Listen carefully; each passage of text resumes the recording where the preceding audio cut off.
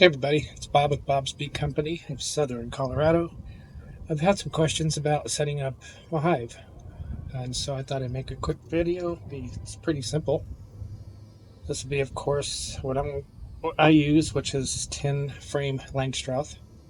Um, in Southern Colorado, it's typical that you have two deep boxes, which is dedicated to your bees.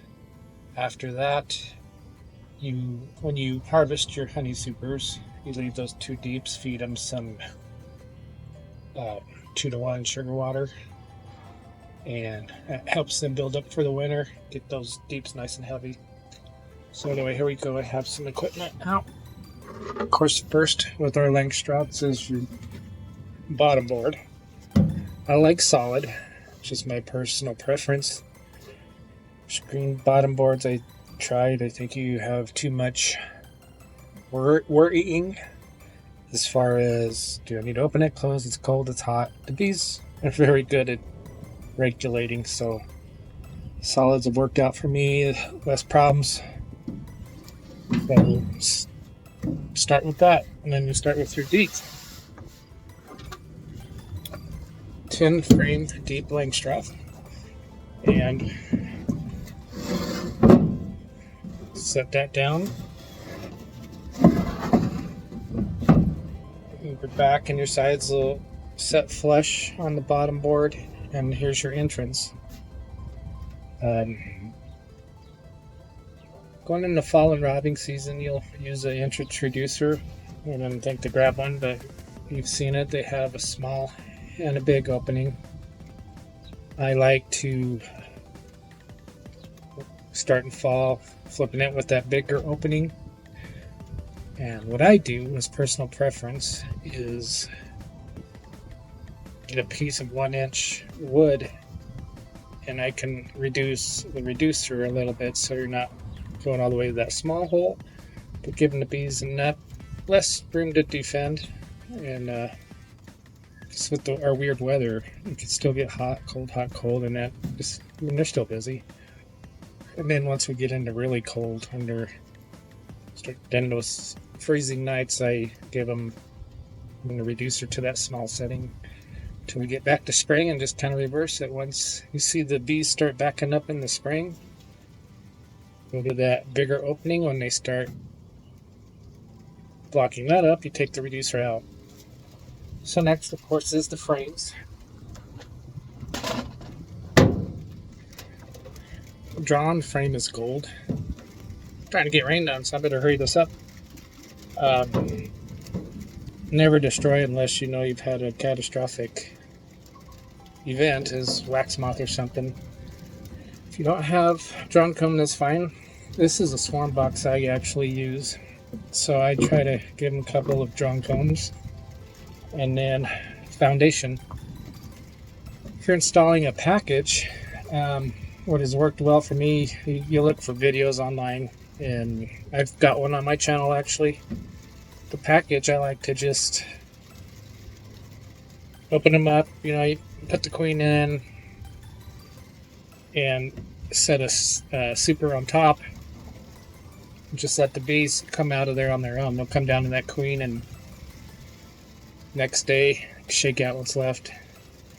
You're installing the package, you want to leave your 5 frames in the center, 5 frames with empty foundation on the sides, and then as you take the frames out of your nuke you bought, you put them in this box exactly as it was, out of the nuke, push them together, and give them a little feed.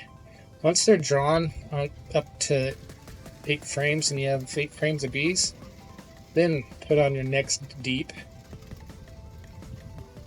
or you could put on your queen excluder and add a honey super.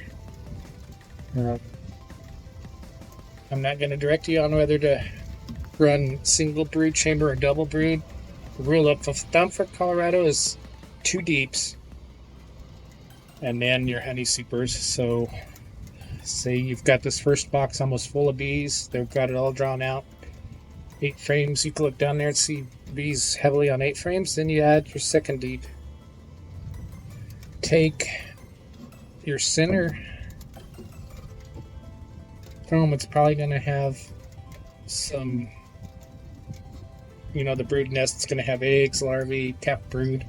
Find one of those frames from the center, move it up to that second deep box with all your empty frames. That'll help the bees come up, and then you can feed them a little more to draw that out. You never want to feed if you got honey supers on. You'll be making funny honey. But anyway, that little extra 101 sugar water will help them get the comb drawn out. And once those are full, you can add your honey supers and just kind of the same thing. Queen excluder.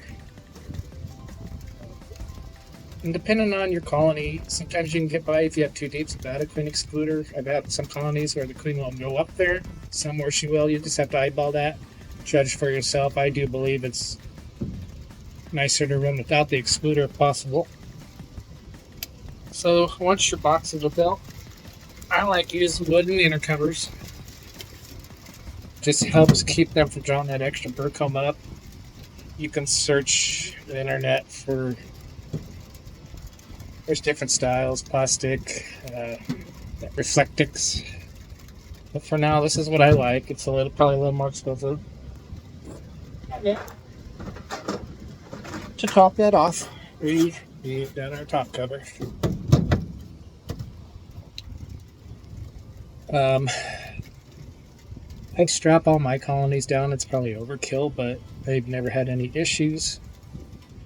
I don't have to worry about wind even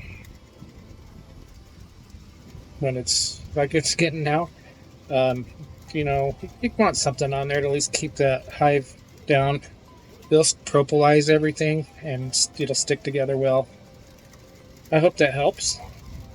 Give a comment if you got a question. And thanks for watching. We'll see you on the next one.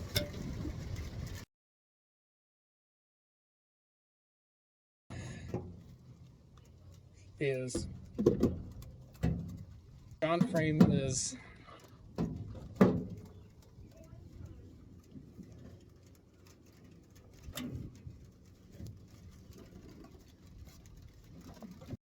course and harvest those honey supers.